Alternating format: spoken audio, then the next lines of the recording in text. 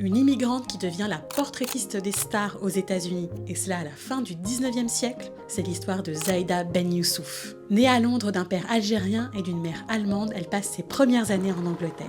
Elle débarque en 1895 aux États-Unis avec seulement quelques dollars en poche. Et si elle commence à travailler comme modiste, elle se passionne pour la photographie, qu'elle apprend en total autodidacte. 2 ans plus tard, Zaïda Ben Youssouf ouvre son propre studio, et le succès est immédiat. Pourquoi ?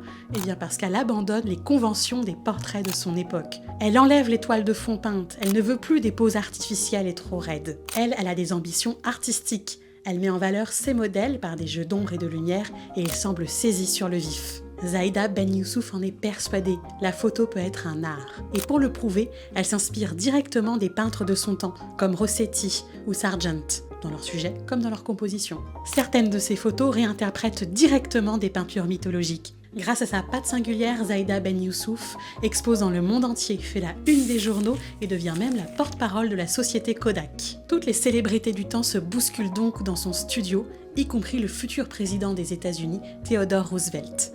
Et si l'artiste finit par changer de voix quelques années plus tard, elle aura participé à donner ses lettres de noblesse à la photo de portrait.